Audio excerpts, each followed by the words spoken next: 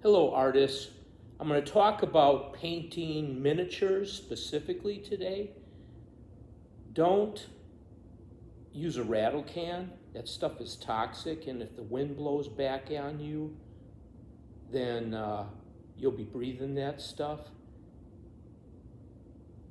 So the best thing to do is to get yourself a airbrush.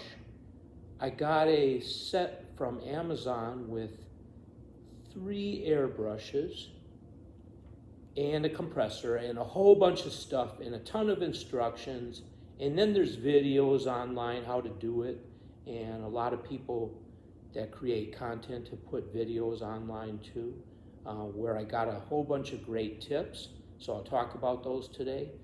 You will, as someone on YouTube said, spend less time cleaning your airbrush, especially if you use the single action airbrush that I'm using. You will spend less time cleaning your airbrush than you will rattling a can. I rattled a can 50 times in each hand, 100 total times, to make sure that I got a nice thin, even spread with a rattle can. I don't know, it seems to stick, but I don't know if the primer that I use that's water-based, it's acrylic polyurethane, will stick to metal. It doesn't seem like it does from the research that I've used, so I may still use a rattle can for metal art. But for plastic miniatures, I'm definitely going to switch to Vallejo acrylic polyurethane primer.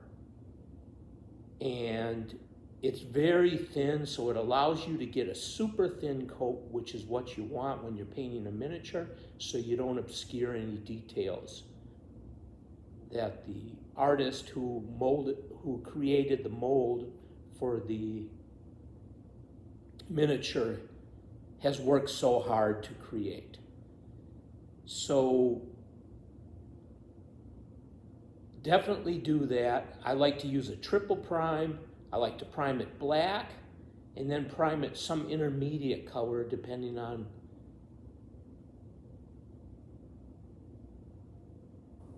what I want to finally paint the miniature, because then I can choose to leave the primer on instead of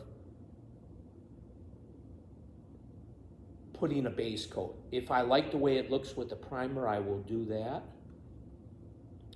You can also use the acrylic polyurethane Vallejo paint to just paint black, and then you can use airbrush paint to paint the other 2 layers. So I paint gray or a color, and then at the top I paint white. So I do the second coat of the prime from 45 degrees from below, pointing at the front of the figure, and then I do the white final layer, or lighter colored final layer if you don't want to use white, from the top.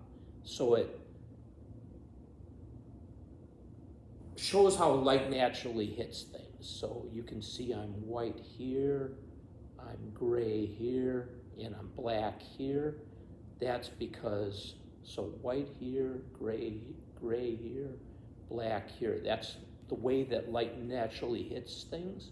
So it makes it look more realistic when you paint it, because the base coat will shine through, or the primer will shine through the base coat. If you're doing a thin enough base coat, which I'm going to talk about at the end of the video, doing a very thin base coat and thin layers above that. Okay, dry brushing. I have never liked how the speed painting and slap chop method or any of that looked. The reason why is that it looks chalky. And I know the reason why. The people who do that work are excellent artists. There's just one mistake that they're making. They are using a paper towel to get most of the paint off the dry brush. And you have to use a dry brush. You have to get most of the paint off. But use a microfiber cloth, or use a dry palette, or something like that to get most of the paint off. You can use a silicone dry palette, and then you can just chip the paint off at the end and it'll be totally clean.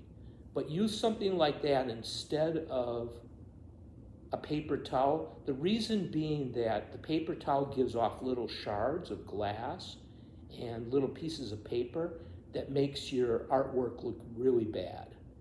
So do that instead. So dry brushing, what you do is you get undiluted paint on a dry brush and put a lot of it on. Use a brush with a lot of synthetic bristles, and then rub almost all the paint off. And then when you test it on your skin, not that I recommend putting paint on your skin, but if you tested it on your skin, maybe do this once or whatever, don't do it every time. You should just cover the top. You shouldn't cover down into the recesses of your fingerprints if you've got the appropriate amount of paint on it. You can also dry brush with any lighter color as well as white. And then you can paint above that with speed paint, or you can do it afterwards. As long as you let it dry, you could paint with contrast paint or speed paint or a thin layer of base paint, whatever you want above it. Then I want to talk next about Citadel how-to videos. I looked at what I had speed painted and what I had painted following the Citadel instructions, and I was far, far more happy with what I did with the Citadel instructions that came with the WarHammer sets that I bought. So I'm going to use a combination of both together, but I'm going to make the modifications for how they do it. I will never, ever use a base acrylic paint as a primer. So the videos are suggesting you do that. The problem with that is it's way too thick by the time you get coverage, because the polar, the molecules that have sidedness paint of acrylic mixed with water does not mix with the non-polar molecules that don't have a sidedness to them, a positive and negative charge of the resin that you're trying to paint. So never do that. That's a bad idea. I don't know why Citadel is pushing that. I think they will live to regret that. Also, I noticed that in a lot of the Citadel how-to videos, it looks like they are not using a wet palette, like they are not diluting their paint until it's milk-like. They're just putting it on thick, and it really, really looks bad. In particular, that painting Lion L. Johnson, do not paint the cape the way that it's painted in that video. It looks really, really bad because the paint is way, way too thick on there. What I really like about the Citadel paints is how they use a metallic paint and then use a shade over it. That looks fantastic. I also really, really like how they layer paint. And the way to paint layers is use a lighter color, and then you take the edge of a long bristle brush. Let's say this is your bristle right here. You use just the edge of the bristles, not the tip, to go along the edges, the raised edges of what you've just painted with a lighter color than what you painted. Put on a very, very thin coat, because then what'll happen is as it dries, it won't be as obvious what you did. It'll kind of blend in and it will look fantastic. So that's all I have for you today. What I've learned from painting, I'm basically a beginner, but what I've learned from painting, just by making mistakes, that's the way I learn. I do a lot of research, but then I also make even more mistakes than that to try to accomplish good things. So I'm becoming a better painter by making a lot of mistakes. Thank you, artists. Have a fantastic day. Take care.